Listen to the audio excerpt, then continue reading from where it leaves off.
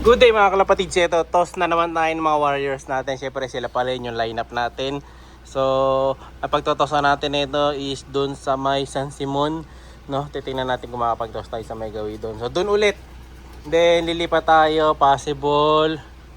Kung sakali bukas naman totos naman natin sila dun sa may San Fernando. So ganun lang ang toss natin, pangat ng pangat, kasi baka next week magkaroon ng training. So mahirap na, kailangan mauna na tayo bago mag-training, bago natin sila sakay sa club training mga kalapatid. So ito yung mga warriors. Ano, kita niyo yung mga mata niya, no? Lisik na lisik ang mga mata. Ito gusto ko to. Meron din tayo dito green eyes, may pearl eye, nalisik na lisik. Meron tayong mga normal na pearl eye, pero gusto talaga itong isa na ito. Kita niyo naman yung mata, oh. Diba? Nang gigigil yung mata mga kalapatid. Saka meron tayo ditong puti. Yun ang gusto ko. Of color. Itim. Meron din tayo dito. Itim saka puti. No? Mamaya sabay-sabay natin silang bibitawan syempre. Walang pwedeng maiwan. And then sa susunod, si Coco sasama natin pag malapit. Pero dito, iwan na siya eh. Medyo malayo na to. Baka mawala si Coco. Kaya di mo natin siya susugal. Saka wala siyang masyadong ronda. So, tara na mga kalapatids. Oras na. Let's go! Siya si Idol Madla, nakakahanga, may mga hawak, gandang linyada. Ika'y inspirasyon kung bakit hanggang ngayon ako'y palaging kumakarera. Dito na tayo sa area. So dito tayo magtotos mga kalapatid sa may Giga. Ayan, sa may San Simon. Ayan o, Save More, Giga Plaza. Maganda kasi dito, maluwag yung pesto. So bukas, baka sa ano na lang kami magtos bukas sa may Arayat. So ngayon, dito muna tayo. Ayan. Ganda pwesto dito, luwag. O, diba? Sakto-sakto. So dito tayo nag-park sa dulo para ilipad ng ibon natin dun papunta. No? So anytime soon, pwede na natin silang pawalan. So ito yung mga totos natin. Ayan, pakita ko lang sa inyo. Boy, pakita mo nga yung puti, saka yung itim. So hawakan natin yung puti, saka yung itim. Ayan. Yan yung magandang match up dito mga kalapatids eh. Sa likod dyan. So meron tayo ditong, kumbaga sa likod yin yang. Ayan o. Tapos ni Madlato mga kalapatids. Pero sabay-sabay sila. Hawakan lang ni Madlato. Kunin mo isa yung black. Ayan, pagtabihin lang natin. Ayan. Pero sabay-sabay silang totos mga kalapatids. Hindi pwedeng may mauna. Baka maiwan eh. Hindi pa naman ganun kasana ito. Ayan mga kalapatids. Black and white. Ang problema yung black natin mukhang maglulugon na kasi mga isang kamay mo buhay sa harap. Ayan, likot oh. Balik na natin para maglulugon na yan. Check nga natin yan. Buka mo pangilan yung laglag. Malapit na. Pero pangit anong balahibo niya mga kalapatids. Mga ano na no, lumalabo na no, paitim na siya. So nagmo-molt na siya. Pero sakto lang naman yan. Kung sakali naman maglugon, babawas natin. Basta lahat na to kailangan mabitawan mga kalapatids. Ayan o, ito talaga gusto ko itong isa na to eh. Ayan o, yung nakalabas yung ulo. Saan yan? Sa likod? Ayan, sa likod yata yun o. Nakalabas yung ulo niya. Mamaya ibitawan na natin to. Meron din tayong grisel. Dalawa na pala grisel dito. Pare sa likod dyan? Dalawang grisel sa likod mga kalapatids. Ang alam ko baka anak panungan na yan ni Grisel, nanay ni Grisel Lawin. Tingnan natin. Yung isa pala dito, bibigay ko nga pala sa pinsan ko, nakakalimutan ko yung sa likod. So check ulit natin. Ay, baka hindi dito yun, sa kabila pala yun. Yung hindi pa natin natitrain. Mamaya magpipicture kasi kami ng ibon eh. Tara boy, pwede na yan. Harap natin doon. Ayan. Para maitos na maganda. Hop, yung ulo. Sabit yung ulo ng isa. Ayan. Yun o. 3, 2, 1. Release.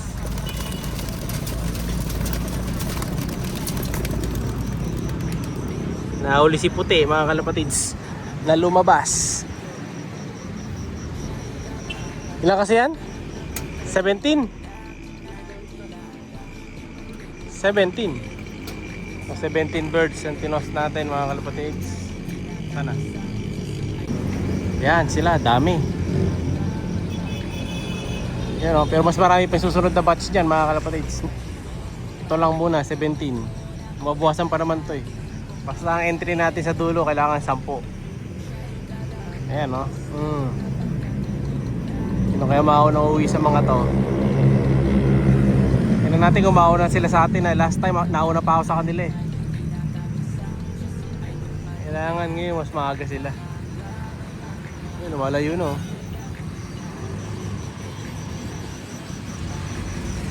Maganda ngayon. Mas maano na sila lumayo ngayon. Mabilis na no. Nandun na sila agad eh. Sana. Unlike dati, ano silang lumayo, matagal.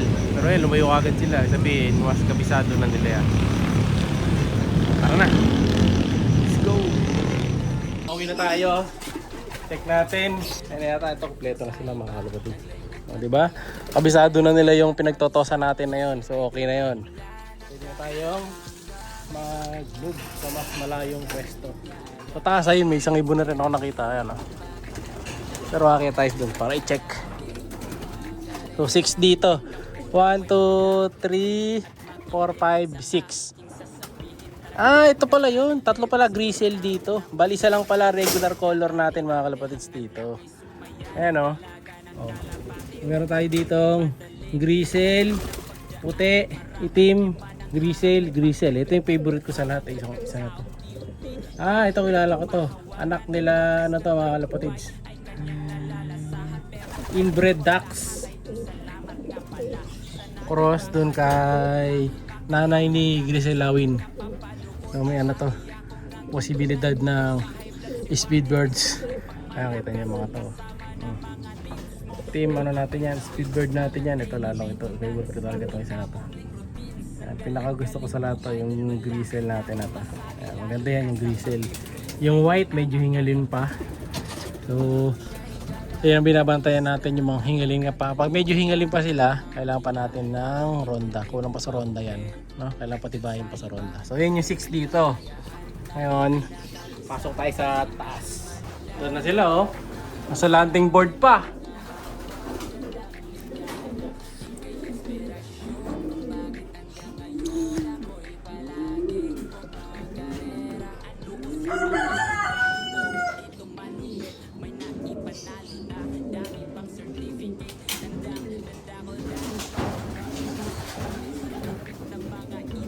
Yan ang maganda sa mahaba tripod. Kahit malayo nakakuha natin. So 2, 3, 4, 5, 6, 7, 8, 9, 10, 10. Tapos kasama yung nag-iisang ibon sa taas. Ayan, umakit si Madlato.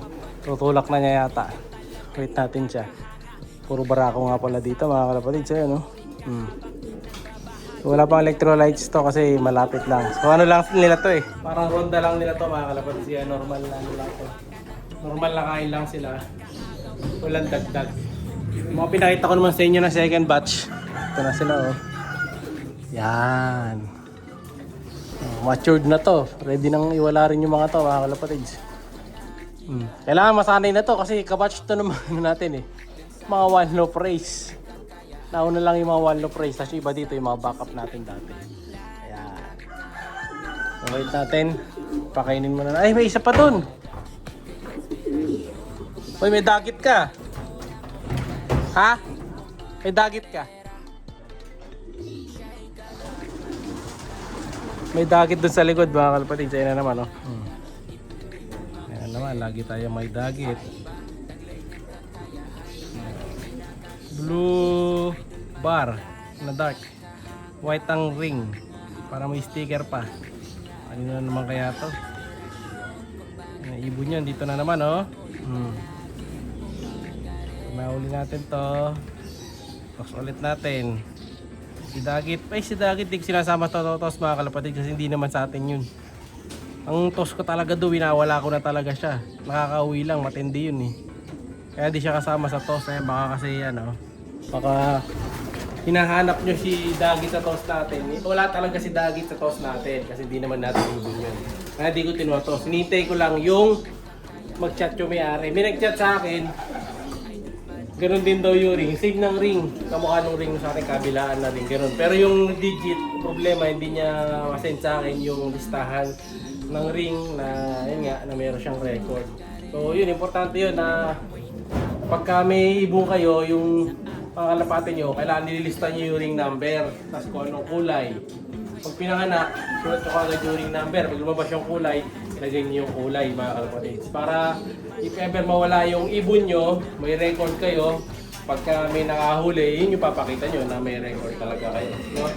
Kasi yung iba hindi nga nagre-record. So, dati mula nung nag-ibon din ako noong una, yun yung una-una ko natutunan, mag-record ng ring. Kailangan paglabas ng kalapate, sisingsingan nyo. Pag singsing nyo, nakalagay na agad yung ring number, mga kalapate. Yung kulay, backup na lang yun sa akin dyan. Kasi yung ring number, kailangan naka-save nyo. So, kapag bumili kayo ng club ring, sulat nyo rin doon kung ano yung mga binili nyo ring number. Kasi pagka minsan nakadagit, tapos pinost ng club, madali kayong hanapin kung sino yung may-ari.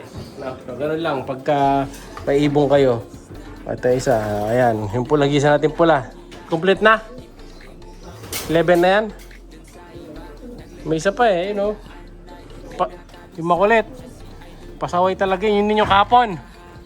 Pasaway pala talaga yung mga kalapatid dyan, no? Makulit yung isang ano na to, blue bar.